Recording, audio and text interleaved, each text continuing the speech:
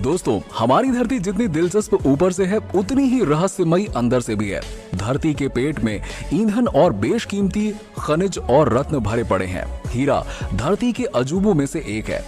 आजकल हीरा कारोबारी सुर्खियों में है। यही वजह है कि इसके बारे में लोगों की दिलचस्पी बढ़ी है। आपने टीवी, फिल्मों या साक्षात रूप से किसी चमचमाते हीरे को देखा होगा। हीरे का जिक्र होते ही सभी के मन में एक सवाल जरूर उठता है, हीरा आखिर बनता कैसे है? चलिए, आज के इस वीडियो में हम आपको इसका जवाब देते हैं और आपको बताते हैं कि आखिर हीरा बनता कैसे है। चलिए वीडियो शुरू करते हैं। हीरे सदियों से राजसी वैभव और विलासिता का प्रतीक है। भारत हजारों सालों से इनके कारोबार का केंद्र रहा है। रोमन लोग इन्हें भगवान के आंसू कहते हैं। 1700 के दशक के बाद से भारत विश्व का प्रमुख हीरा उत्पादक देश नहीं है। इसके बावजूद भारत में हीरे का खनन जारी है। 2013 में भारत की बड़ी औद्योगिक खदानों और कई छोटी खदानों को मिलाकर केवल 37,515 कैरेट हीरे खनन किए गए थे, जो उस वर्ष पूरे विश्व के उत्पादन का 132.9 मिलियन कैरेट का 1% के 10वें हिस्से से भी कम था।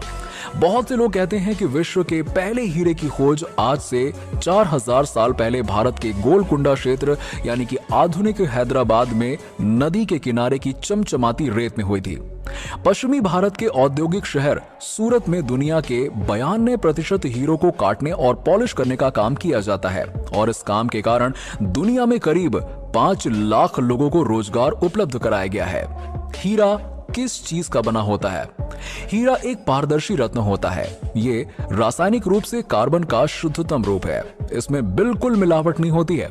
यदि हीरे को ओवन में 763 डिग्री सेल्सियस पर गर्म किया जाए तो ये जलकर कार्बन डाइऑक्साइड बना लेता है तथा बिल्कुल भी राख नहीं बचती है। इस प्रकार हीरे 100% कार्बन से बने होते हैं। हीरा रासायनिक तौर पर बहुत निष्क्रिय होता है और सभी घोलकों में अघुलनशील होता है। इसका अपेक्षित घनत्व 3.51 होता है। इंसान और जानवर से भी बनाया जा सकता है हीरा। कोयले की तरह इंसान और जानवरों के टिश्यू को भी हीरे में बदला जा सकता है। जीवों का निर्माण मुख्य रूप से पानी और कार्बन के अणुओं से होता है। इसी वजह से इंसान और जानवर के टिश्यू में हाइड्रोजन, ऑक्सीजन और कार्बन बड़ी मात्रा में पाए जाते हैं। अगर किसी मृत इंसान या जानवर के शरीर से पूरा हाइड्रोजन और ऑक्सीजन निकाल दिया जाए तो इसके टिश्यू में सिर्फ और सिर्फ कार्बन बचेंगे। बाद में उन टिश्यू को बहुत ज्यादा गर्म तापमान और दबाव का इस्तेमाल करके हीरा बनाया जा सकता है। दुनिया की कुछ कंपनियां इंसान या जानवर के अवशेष को हीरे में बदलने का काम करती हैं, लेकिन ये बहुत ज्यादा महंगा पड़ता है। इस तरह के हीरे के लिए आपको लाखों रुपए खर्च करने पड़ सकते हैं। हीरा बनाने की कामयाब कोशिश। इस कोशिश को अंजाम दिया वैज्ञानिक डैन फ्रॉस्ट ने। लैब में कभी कभार होने वाले धमाके और अपने ऑफिस के फ्लोर के हिलने जैसी बातों से फ्रॉस्ट ज्यादा परेशान नहीं होते। उन्होंने अपनी प्रयोगशाला में पृथ्वी के गर्भगृह जैसे हालात पैदा करने की कोशिश की, जिनकी वजह से हीरा बना होगा। चट्टानों पर बहुत भारी दबाव डाला जाता है, जो इंसानी बूते से बाहर की बात है। ऐसे में कुछ छोटी मोटी दुर्घटनाओं का होना ताज्जुब की बात नहीं है। अपने इस कार्य के दौरान फ्रॉस्ट को हीरा बनाने में कई चौंकाने वाले तरीकों का पता चला है। हीरा पीनट बटर से। इसमें सबसे चौंकाने वाला है भुनी हुई मूंगफली को पीसकर बनाए गए पेस्ट का इस्तेमाल, जिसे पीनट बटर कहते हैं। अंतरिक्ष की खोज के क्षेत्र में हमने जितनी तरक्की की है उसकी तुलना में अपने ही पैर के नीचे दबी दुनिया के बारे में हमारी जानकारी काफी कम है। फ्रॉस्ट का कहना है कि अगर हमें यह जानना है कि पृथ्वी की रचना कैसे हुई है तो हमें यह जानना होगा कि ये ग्रह किससे बना है। पृथ्वी उसी तरह के पदार्थों से बना है जिस तरह के पदार्थों से उल्का पिंड बने हैं, पर समस्या ये है कि पृथ्वी पर आने वाले अधिकतर उल्का पिंडों में सिलिकॉन का अनुपात पृथ्वी के अंदरूनी हिस्से में मौजूद सिलिकॉन से काफी अधिक होता है। ऐसे में सवाल उठता है कि शेष सिलिकॉन कहां चला गया? एक संभावित उत्तर है कि वो पृथ्वी के निचले आवरण में आकर फंस गया होगा। फ्रॉस्ट ने इस काम के लिए सबसे पहले क्रिस्टल को गलाकर ऐसी चीज तैयार की जो कि धरती के भीतर मौजूद खनिज जैसा है। धरती की सतह से 800-900 किलोमीटर नीचे भारी दबाव की वजह से क्रिस्टल की आणविक संरचना बदल जाती है और वो हीरे में तब्दील हो जाता है।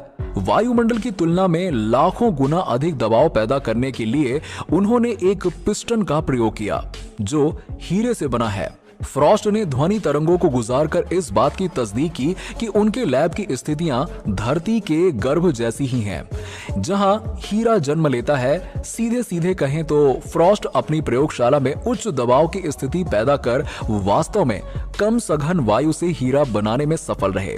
इस बात की संभावना कम है कि अपने इस प्रयोग से फ्रॉस्ट अमीर हो जाएं।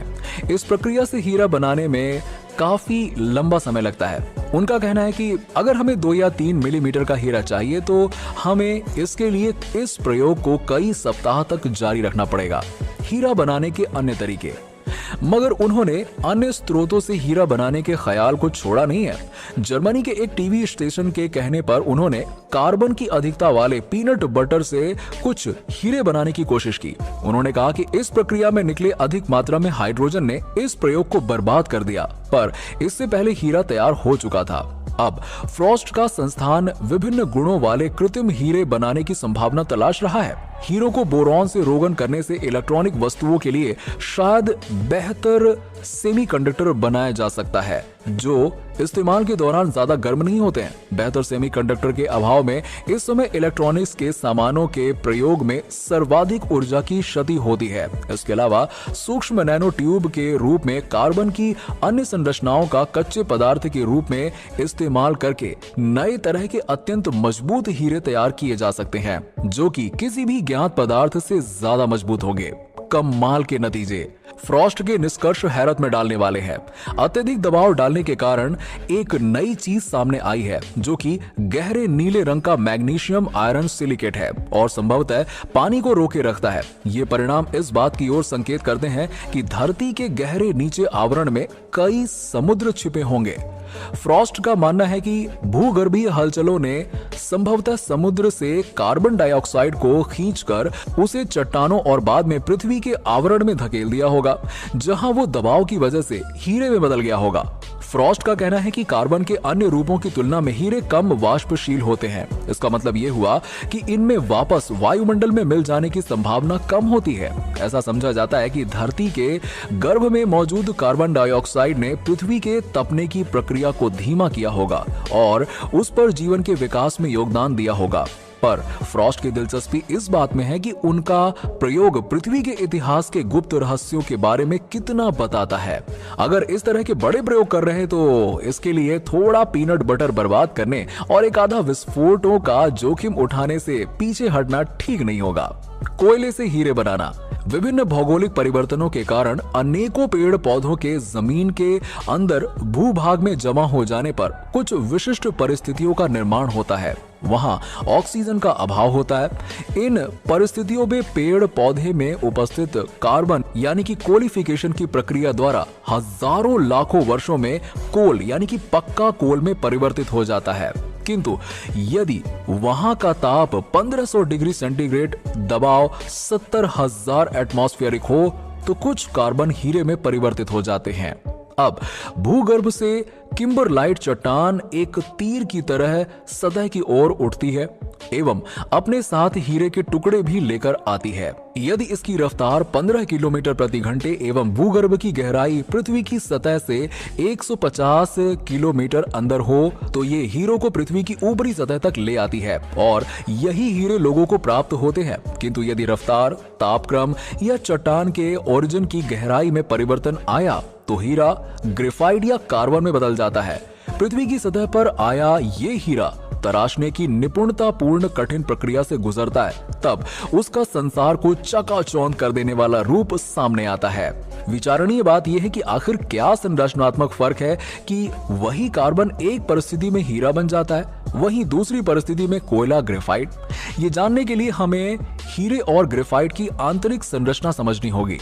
कार्बन की संयोजकता या कहे कि अन्य परमाणुओं से संयुक्त होने वाले बिंदु 4 होते हैं। डायमंड के केस में ये जो चारों संयोजकताएं कार्बन के अन्य परमाणुओं की चारों संयोजकताओं से संबंध होती हैं और अत्यंत कठोर, सुदृढ़, प्योर और संसार के सबसे अधिक दैदीप्यमान पदार्थ को जन्म देती हैं। किंतु ग्रेफाइट का अध्ययन करने पर पाया गया कि ग्रेफाइट के केस में कार्बन की 4 संयोजकताओं में से एक भटक जाती है। एक कार्बन का परमाणु अन्यों के साथ सिर्फ 3 संयोजकताओं से जुड़ता है और अब कार्बन हीरा नहीं ग्रेफाइट बन जाता है, जो ना विद्युत प्रवाह का विरोध कर पाता है, ना उसमें इतनी सुदृढ़ता व कठोरता होती है और ना ही वो चमक ना मूल्य। अब वो साधारण से आघात से टूटने वाला घूसर काले रंग का पदार्थ बन गया है। दोस्तों, आपको हीरे बनाने की अलग अलग विधियां कैसी लगी, आप हमें नीचे कमेंट करके जरूर बताइए। और अगर आपको हमारी वीडियो पसंद आई हो तो वीडियो को लाइक करें और इसे अपने दोस्तों के साथ में ज्यादा से ज्यादा शेयर करें। और ऐसे ही हमारी वीडियोस को देखते रहने के लिए हमारे चैनल को सब्सक्राइब कर लें। Meet you in another video, till that good bye.